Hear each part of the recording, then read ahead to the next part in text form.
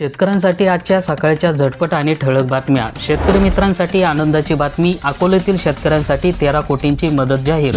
या खरीप हंगामामध्ये जिल्ह्यातील जून आणि जुलै महिन्यामध्ये झालेल्या अति पावसामुळे शेतकऱ्यांचं मोठ्या प्रमाणात नुकसान झाले होते।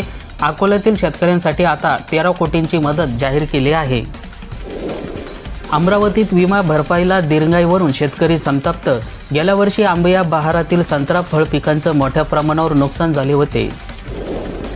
दूध उत्पादक शेतकरी अडचणीत येऊ नये म्हणून दुधाला वाढीव अनुदान। राधाकृष्ण विखे पाटील। राज्यातील दूध उत्पादकांना 5 रुपयाऐवजी 7 रुपये अनुदान देण्याचा निर्णय मंत्रिमंडळ बैठकीमध्ये घेण्यात आला। हिंगोली बाजार समितीमध्ये मूग 10,000 ते 13,050 रुपये प्रति क्विंटल। हिंगोली कृषी उत्पन्न बाजार समिती अंतर्गत धान्य बाजारामध्ये भुसार माल मार्केट मंगळवारी 24 तारखेला मुगाची 61 क्विंटल आवक होती, तर बाजारामध्ये लसूण 35,000 रुपये प्रति क्विंटल आतापर्यंतचा सर्वाधिक दर। वर्षभरापासून दर टिकून। शेतकऱ्यांना पीक विमासह नैसर्गिक आपत्तीचं अनुदान मिळवून देणार। पीक विमा आढावा बैठकीमध्ये मंत्री संजय बनसोडे यांचं प्रतिपादन। जगाचा पोशिंदा असलेला शेतकऱ्यांच्या पाठीशी आपले महायुती सरकार खंबीरपणे उभा आहे। शेतकऱ्यांना वीज, पाणंद, रस्ते, विहिरी, मागेल त्या शेततळे व गोठे यासह पोखरा व अन्य योजनेतून शेतकऱ्यांची आर्थिक उन्नती करण्यासाठी आम्ही प्रयत्नशील असून मागील काळामध्ये आपल्या शेतकऱ्यांच्या पिकांचं नुकसान मोठ्या प्रमाणावर झाले होते, त्याचेही पंचनामे करून शेतकऱ्यांना पीक विमासह नैसर्गिक आपत्तीचं अनुदान मिळवून देणार असल्याचे प्रतिपादन राज्याचे क्रीडा व युवक कल्याण बंदरे मंत्री संजय बनसोडे यांना केलं। राज्यामध्ये प्रचंड धुमाकूळ। नागरिकांना उकाड्यापासून काहीचा दिलासा, मात्र अनेक जिल्ह्यांमध्ये शेतीचं मोठ्या प्रमाणात नुकसान। सोयाबीन दरासाठी शेतकऱ्यांचा रास्ता रोको। प्रति क्विंटल 8,500 रुपये सोयाबीनला भाव मिळावा। शेतकऱ्यांच्या सरसकट कर्जमाफी करावी या मागणीसाठी गेल्या 8 दिवसापासून छावाचे शेतकरी नेते विजयकुमार घाडगे पाटील हे बेमुद्द उपोषण करीत आहेत। त्यांच्या उपोषणाला समर्थ देऊन सरकारला जागे आणण्यासाठी सर्वपक्षीय कार्यकर्ते व शेतकऱ्यांना बुधवारी रत्नागिरी नागपूर राष्ट्रीय महामार्ग इथून रोखून धरला होता। राज्यामध्ये 3 दिवस पावसाचा जोर कायम राहणार। राज्यातील अनेक भागामध्ये कालपासून पाऊस हजेरी लावत आहेत। अनेक भागामध्ये पावसाने पिकांचं नुकसानही केलेलं आहे। हवामान विभागाने पुढील 3 दिवस राज्यातील अनेक भागामध्ये पावसाचा अंदाज दिला, तर राज्यातील बहुतांश भागामध्ये आजही पाऊस पडला, तर काही ठिकाणी जोरदार पावसाची हजेरी लावली आहे।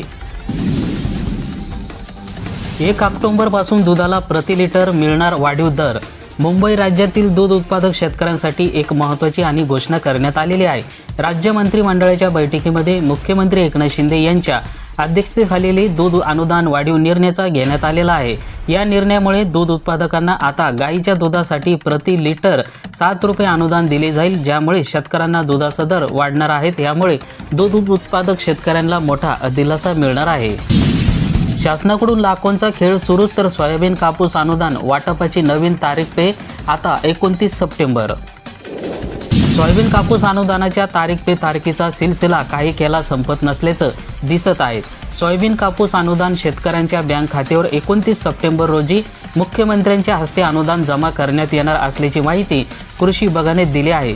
म्हणजेच आता अनुदान वाटपाचा अजून एक नवीन मुहूर्त शेतकऱ्यांसमोर पेश करण्यात आलेला आहे। त्यामुळे तारीख पे तारखेचा सिलसिला कधी संपणार हा प्रश्न मागच्या 2 महिन्यापासून शेतकरी उपस्थित करत आहे। हमी भावापेक्षा कमी दराने सोयाबीन घेतल्यास तर कारवाई करणार। बाजार समितीचा इशारा।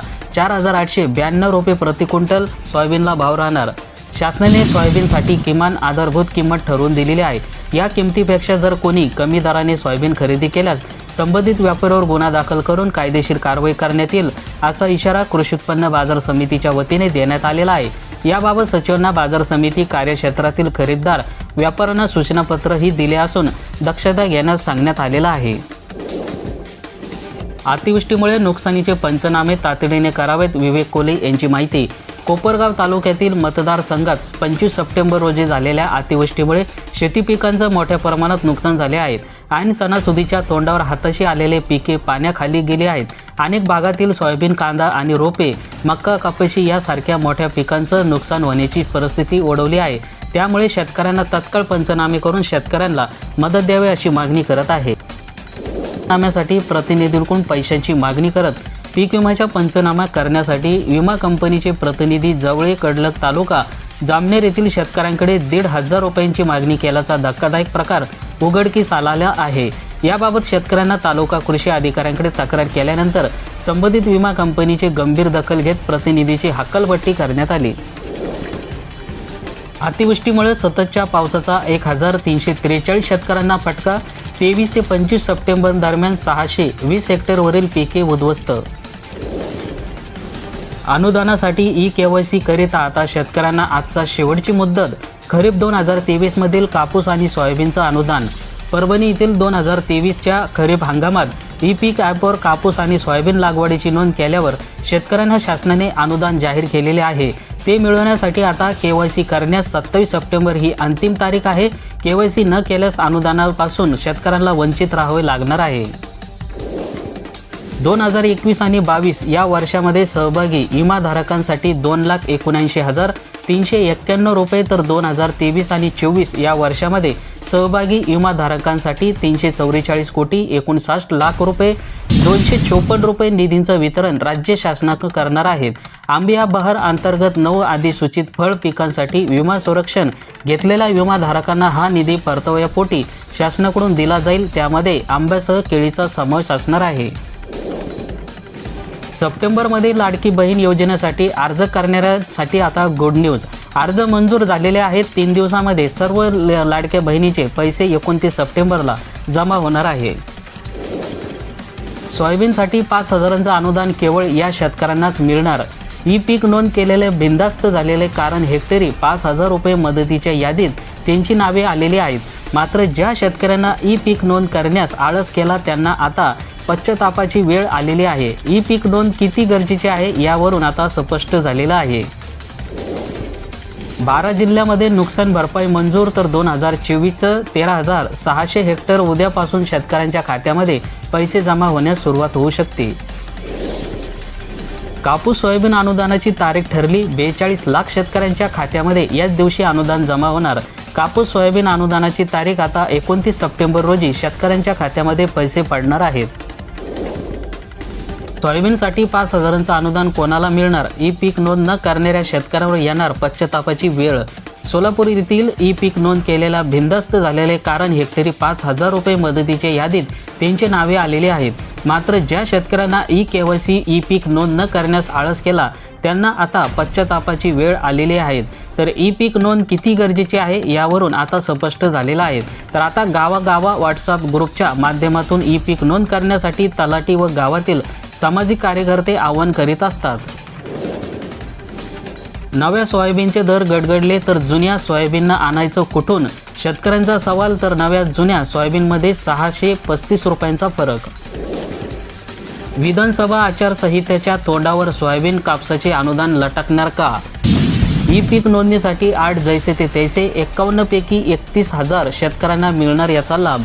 बाळापूर तालुक्यातील 51 पैकी 31,000 शेतकऱ्यांना शासनाकडून 2023 मधील सोयाबीन आणि कापूस पिकांचं अनुदान मिळणार आहे।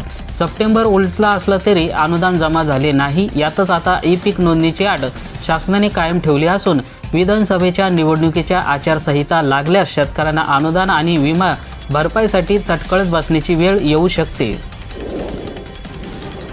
लाडक्या बहिणीला 1,500 रुपये मिळाले तर मोफत सिलेंडर कधी मिळणार?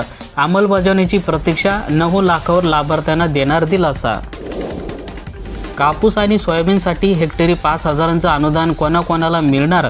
कापूस आणि सोयाबीनचा भाव कमी मिळाल्याने देणार अर्थसहाय्य। पिवळेपणा सारखाच पण एकाला 76,000 रुपयांचा तर दुसऱ्या सोन्याला 4,300 रुपयापर्यंत भाव। शेतकऱ्यांचा धोर थट्टाच तर कवडीमोल भावामध्ये शेतकऱ्यांमध्ये रोष। अफगाणिस्तान नाफेड कांद्यामुळे दरात झाली घट। मंचरला 10 किलोच्या 450 रुपयापर्यंत मिळाला भाव। अफगाणिस्तानामधून कांद्याची आवक आणि नाफेडचा कांदा विक्रीसाठी बाजारात आल्याने कांद्याचे बाजारभाव झाले कमी। त्यामुळे आता मंचर कृषी उत्पन्न बाजार समितीत गुरुवारी चांगल्या प्रतीच्या 10 किलो कांद्याला गोण्याला 450 रुपयापर्यंत भाव मिळाला आहे।